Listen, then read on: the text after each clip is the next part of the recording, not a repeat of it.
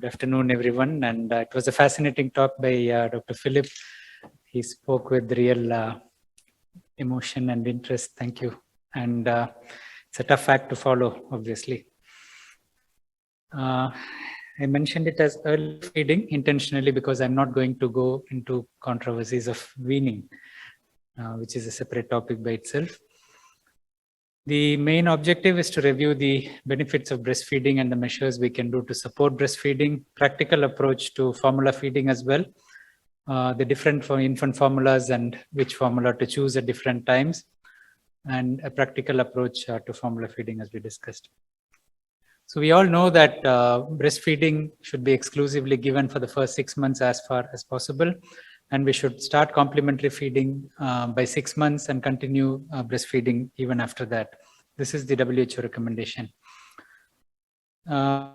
This is well known to all of you. So breastfeeding has benefits for both the infants and the mothers, and main benefit is going to be from nutrition as well as infection control point of view.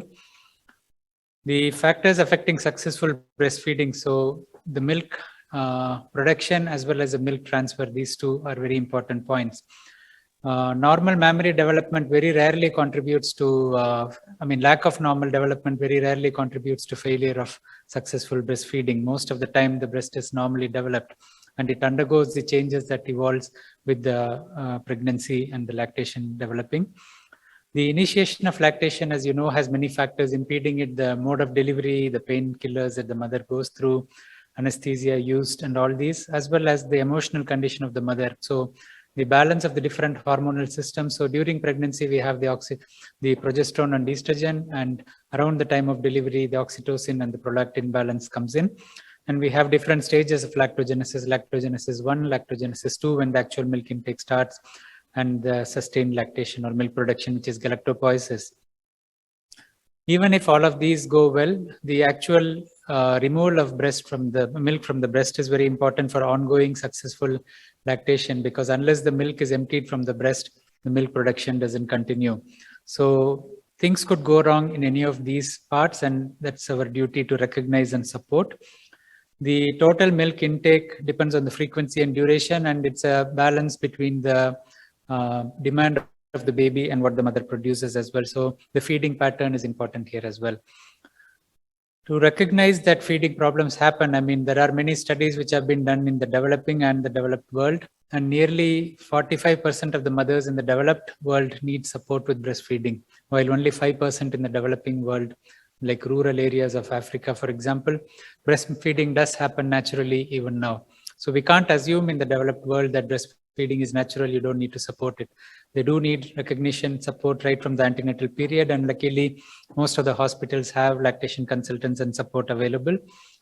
The first 2 to 3 days post-delivery is a critical time when the lactogenesis is establishing. Once a galactopoiesis starts, it goes in a streamlined fashion. So it's very important that we support those critical periods, and we recognize the people at high risk for establishing breastfeeding. So the first-time mothers, the mothers who don't have enough family support when they go home, the mothers delivering by cesarean section to an element, to a degree, and those who have faced lactation problems in the previous pregnancy as well. Infant factors like the baby being too small could play a role as well. It's very important that we start reviewing the weight gain of the baby from day 2. We are not expecting a weight gain, but the transition changes are important to monitor to ensure that the baby is getting enough and support the mother adequately where it looks like it's not going in the right direction. The average weight loss happens due to various reasons. So most babies lose weight in the first 4 to 5 days, partly because of the extracellular fluid changes, that's a physiologic transition, and also partly because of the lactation taking time to establish. So this weight loss pattern is different in the IUGR babies as well as the babies who get formula fed. The average weight loss is 3% per day for the first 2 days, then it drops to 2% because the milk starts coming by then. And it's greater than 10% in about 10 to 15% of babies. It's on the higher side. We need to monitor and support them more closely. If it goes beyond 12%, then it becomes significant. So if we see a weight loss of more than 4 to 5% by 24 hours, we can recognize that there is a risk in difficult lactation. And this group has a higher risk of excessive weight loss. So we bring in the lactation consultant. We have to look for factors like tongue tie, where the infant may not be feeding well. We need to look at the mother's other factors, and we should encourage her to start expressing milk if possible. In the initial period, it helps to hand express, but by 24 to 36 hours, once she starts getting a few drops, she can use the pump if she wants as well. And we can top up the cup feeds of the express milk or colostrum. We have to monitor this progress closely over the next 2 to 3 days, and we have to monitor the latch as well as the milk output. And as I said, again, consider the breast pump. Where it is a working mother, it's easier to convince them to get the breast pump. It's an expensive piece of equipment. In my experience, manual pumps are only used once a lactation is established for very brief times if the mother has to express once at work, for example. But if it is a regular ongoing expression, the manual pumps are not going to be useful. Better to go for an electric pump. It's about 500 to 800 dirhams if you go by the average cost here. Even though it's an investment, it's much lower than what the ongoing cost of formula would be. So this is one way to convince the parents to consider getting. We should consider monitoring the sodium in addition to bilirubin if the weight loss exceeds 10 to 12%. So the main measure to support the breastfeeding is to directly observe the latch, make sure the latch is good, make sure the breast is emptying. As I said, unless the milk empties, your production is going to falter. So one of the ways to ensure this emptying, if the baby himself or herself isn't effective enough, is to support expressing. And this is very important for the premature babies. Obviously, I'm a neonatologist, and in NICU, we regularly start asking the mother to express from day one. Sometimes in Australia, New Zealand, they have the antenatal expressing as well as a current concept. The primigravida mothers, working mothers, and those who have previous breastfeeding difficulty should actively be encouraged to express milk from the day 1 to 4 as well, or the ones you recognize with higher weight loss.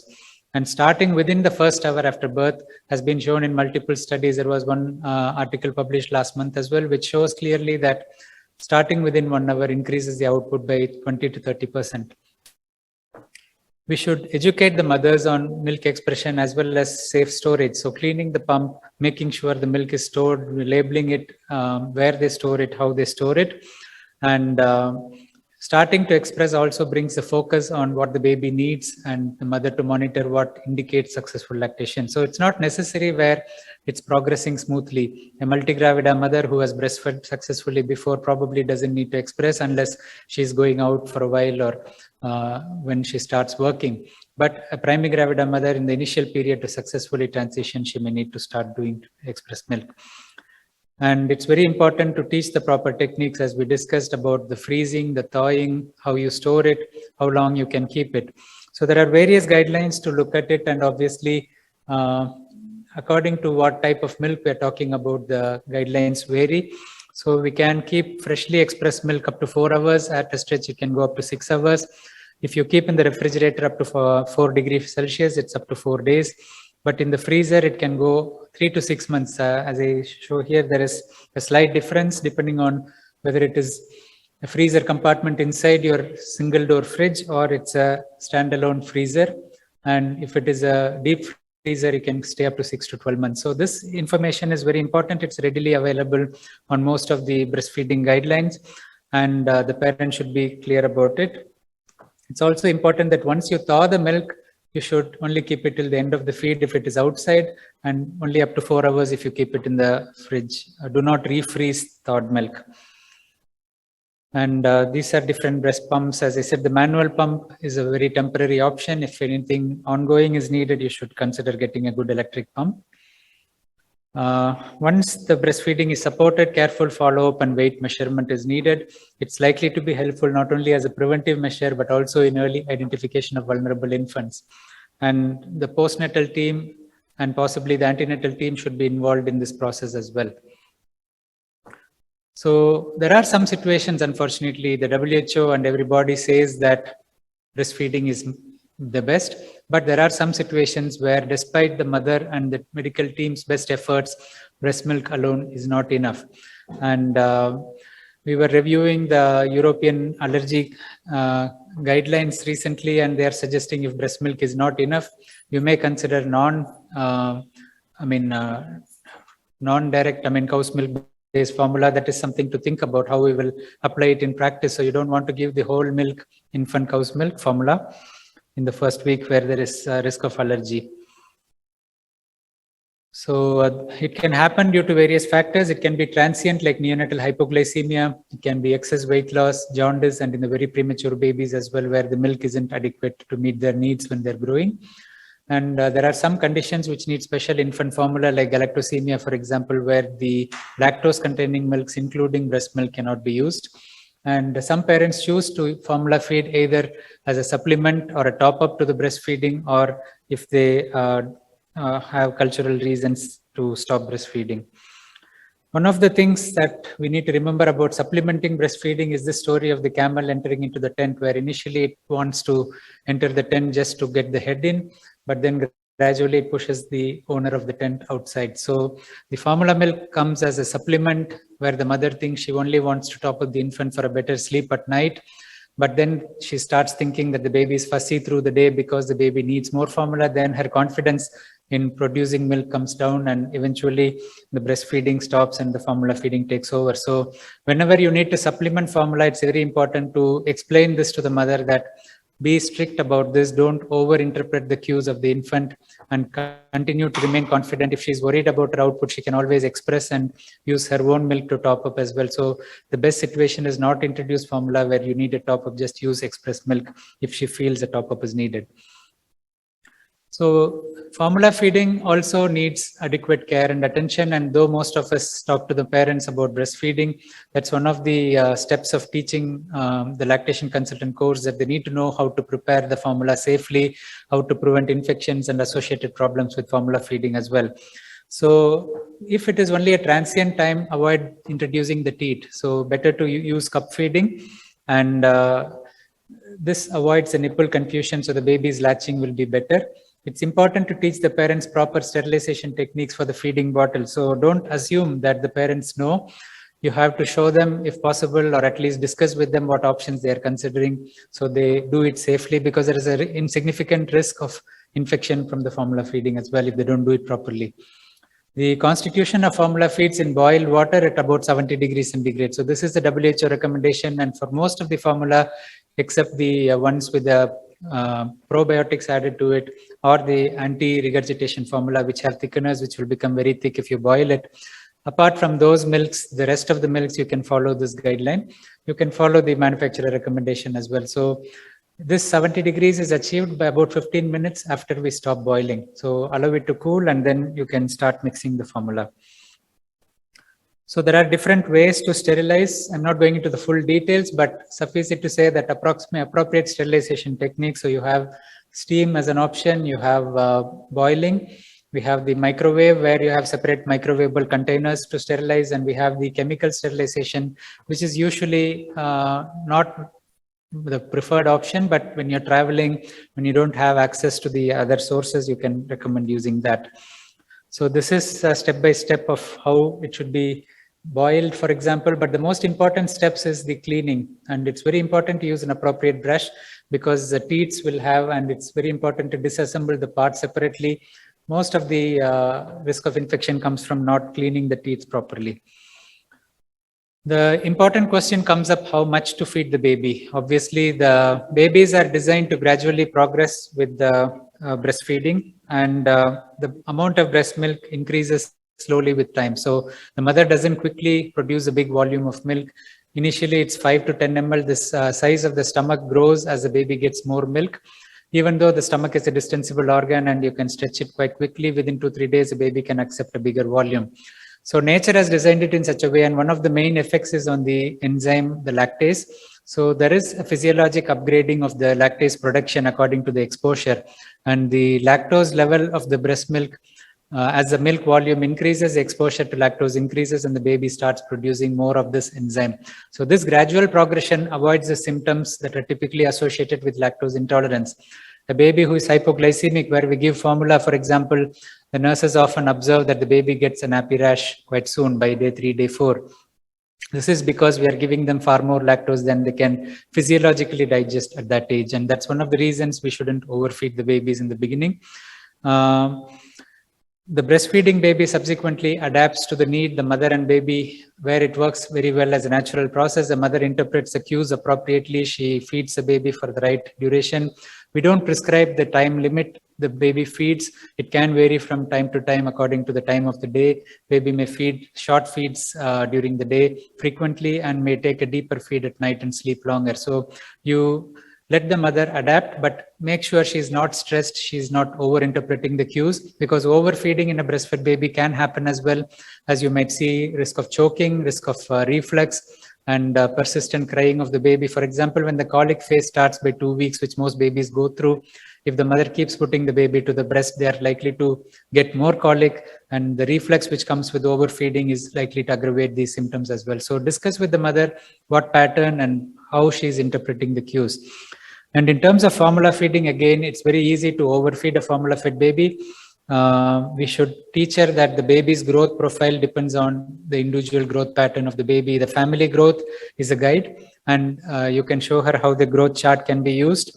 So you assess the family growth pattern, you see where the baby's centile is, and if the baby is following the percentile, which is appropriate, it's adequate. Sometimes the baby doesn't stay on the centile they are born. For example, if the mother is diabetic during the gestation, the baby may come out on the larger side, but then they may drop in the centile over the first couple of months to reach the family trajectory again. So you have to identify these factors. You have to explain to them why you think this drop is acceptable, and so the mother doesn't feel anxious and doesn't want to start formula feeds on top. The assessment of the sleep pattern and hunger cues are important, and I explain why we shouldn't overinterpret the hunger cues, because it may lead to overfeeding, and I mentioned this as well, why overfeeding may cause problems. 60 to 90 ml per feed 3 to 4 hourly in a 2.5 to 3.5 kilo baby after the first week is adequate. The stomach is smaller, and it's better to start with 20 to 30 ml in the first day or two if you need to formula feed, and then gradually increase to reach this 60 to 90 ml level. Too rapid increase, I mentioned why the lactose intolerance, same with the breastfeeding as with the formula feeding as well. And subsequently, you have to go by the baby's needs as well as the growth pattern, roughly 30 ml for each month. If the baby is expected to be tall, for example, all the family members are tall, the baby may take more than that. If the infant starts sleeping longer and the feed pattern is 4 to 5 hourly feeding, baby may take more with each feed. So it's roughly the amount you take every 4 hours, and you can add that to that volume. Please don't follow the instructions on the tin. This is one advice you have to tell all the parents, because the tin generalizes based on the highest expected intake. So this is for the biggest babies who feed the most, and even for them, they may not need that much. One of the things we have to remember is, as the baby gets older, the protein intake should actually reduce, while with formula feeding, the protein intake keeps increasing. So if they give more and more formula milk, when the weaning starts, teach them to reduce the milk intake, because the amount of protein that the baby takes has significant impact on obesity in the future, as well as the risk of a future syndrome X or the metabolic syndrome. So we have to be careful with how much they feed the baby as the baby grows, and to reduce the formula, wean on time if they are on formula feeds. And if they are on breastfeeding as well, it helps to wean on time and gradually reduce the frequency of breastfeeding as the baby grows. So this is what it says on most of the tins. So up to the 4-week stage, it's acceptable, but beyond that, they start jumping very fast. Most of you have had babies know that 240 ml is a really big volume for a 4 or 5-month-old baby to take. And you don't need to aim for that. By the time they are 4 months, if they take 160 to 180 ml. The other problem we have with formula is that you make in terms of rounded scoops. So if an infant formula has 60 ml for a scoop, for example, you only make in steps of 60. They advise you not to take half scoop. Again, they're clever, so they don't want you to save on the formula you make. So you keep making 60, 120, 180, and so on, and you'll be wasting a lot of milk as well. So that is another part you have to see. And if you're going up in 30 ml increments as well, you will take more than what the baby needs, and it varies from time to time. So explain to them that the baby doesn't really need this, and it may vary from time to time. Don't force the baby to finish the feed. Just like we can control how much we eat, we shouldn't teach them to overeat or to stretch themselves. There are different types of infant formula. We have the stage one milk, which is typically whey predominant, which is 60% whey and 40% casein. And the protein content is 1.3 to 1.4 grams per 100 ml. It's supplemented with multiple components, including the HMOs recently. The Hungry Baby milk is actually not a recommended combination because it's basically using more casein, 80% casein. It forms thicker curds. These were the main formula types available some 30 years ago before they humanized the infant formula. So it's not really recommended to use Hungry Baby milks. They're not that commonly marketed here as well. The stage 2 milks, depending on which manufacturer it is, they have slightly more protein. As I said, it's a paradox because unless the mother starts reducing the amount of milk that she's giving the baby starts getting much more protein than they need. The casein is predominant in the stage 2 milk. The whey protein is more expensive to make than the casein protein. The higher sugar content comes in because the lactose is also more expensive. They have to make it from milk separation processes. So they add sucrose for the later milk. 5 minutes, sure. So we have special formula like comfort milk where they have a reduced lactose load. Sometimes the hydrolyzed protein plays a role as well. So if the baby is on formula feeds and you have significant colic, there may be some benefit, but there is no clear evidence to show that you have to change. Hypoallergenic milks, the ones we have here are partially hydrolyzed up to 60% or so. There is no clear evidence to show that it will help in allergy. So don't use it in babies with confirmed or suspected milk allergy. To prevent allergy as well, there is no definite role for that. The anti-constipation milks have altered formulation with the more magnesium, for example, or the fatty acid position binding is different. Anti-reflux milks use thickeners like cornstarch or carob gum. So they may work, but sometimes they don't work as well. So there is no clear evidence to show that you should switch to anti-reflux milks. More physiological ways to handle reflux, like avoiding overfeeding, is better. And anti-diarrheal milks or lactose-free milks you can use for a transient period post-diarrhea if there is a secondary lactose intolerance, but it doesn't. You shouldn't persist with it for more than 10 to 14 days, for example. The main milk for galactosemia is going to be soya-based milks. Even the lactose-free milks are not totally lactose-free because the protein in them are made from cow's milk and the lactose residues will be there on it. That is why soya milk is recommended for galactosemia. So cow's milk protein intolerance is a separate topic. Again, you have different types of formula where you have the normal protein, you have the broken down or partially hydrolyzed as in the hypoallergenic milks. Extensively hydrolyzed formula, 90 to 96% hydrolyzed like Pepti Junior, for example, or Alernova. And we have the amino acid formula like Neocate or Elicare, which are fully broken down. And they are bad in taste. One of the key points with these milks is the gray or slate colored stools that come with any of the hydrolyzed milks. The bad taste goes with it as well. I mentioned galactosemia, lactose intolerance as well. Lactose intolerance is very overdiagnosed, so reducing the volume of feeds is often the only step necessary. And don't do stool reducing sugar in a otherwise well baby. Teach them how to look after the nappy. The frequency of feeding reduction, because most of them have a gastrocolic reflex which is active. If they feed 10 times, the baby will pass 10 to 12 times stool. If they feed 6 times, maybe the baby will pass 6 to 8 times. So reducing the frequency of stool may help physiologically in these babies as well. So I think due to shortage of time, we'll just go past this. And obviously you have high energy milks as well, which you can consider in specific situations. Infantrini is available in infants, and for older kids, you have more options, more higher energy. The supplements, vitamin K can be given at birth, and if it's not given injection wise, you can give it orally as repeated doses over the first month. Vitamin D supplements is recommended all over the world for the first 1 year. You can consider that even in formula fed babies, because you need close to 1 liter of formula to meet the required intake through the formula.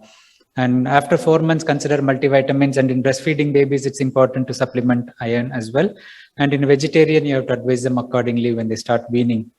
So in premature babies, you may consider a post-discharge formula after the discharge and the iron vitamin supplements. Remember that the water here doesn't have fluoride, so you may have to start fluoride supplements with the weaning as well. And I think we will skip this section on problems with feeding. Tongue tie, controversial topic. Cleft lip and palate, you may have to use specific teats like the Haberman teat and involve your special team. So growth assessment, we mentioned roughly 30 grams per day from 0 to 3 months, 15 grams per day, 3 to 6 months, 10 grams per day from 6 to 12 months, but don't individualize like this. Just go by the growth chart each time you assess how the baby is following. The WHO-based growth charts for exclusively breastfed babies applies to both groups, breast and formula-fed babies. So to conclude, pediatricians should be well aware of supporting the infant feeding. Weaning is a separate topic, complementary feeding, which I have not discussed here, but some of you might know that I have a YouTube channel. Just search my name, first name, and initial Sridhar K. And there are many videos on weaning as well. Educate your team in all aspects of supporting the feeding. Thank you for your attention. Thank you very much, Dr. Sridhar, for the talk. Any questions from the audience in the room? While we're waiting for our colleagues, just yesterday, Dr. Ahmed Al-Ghoudi recommended introducing highly allergenic foods from 4 months, and still the standard to start feeding babies at 6 months. So what's your take on this? I mean, the WHO recommends 6 months for weaning, while the world bodies suggest 4 to 6 months as a range. You shouldn't exceed 6 months as far as possible, because the child starts getting reluctant to take the solids if you delay it. And iron deficiency may be an issue if you delay weaning as well. So leave it to the parents and the family. Most families are sensible enough to watch their infant's growth. If a growth is faltering, if the mother starts working as well, 4 months may be a reasonable time to supplement food so that she doesn't need to depend on formula at that stage. So 4 to 6 months range is an option, and a slow process, because the baby doesn't take the weaning very quickly. So introduce slowly. By the time it's 6 months, they will start really taking the weaning foods. And allergenic foods, of course, I mean, if there is a family history of allergy, along with the complementary feeding. So whenever you start the complementary foods, you start the allergenic foods, don't delay. So if the parents wait till 6 months, you can wait till 6 months for that as well.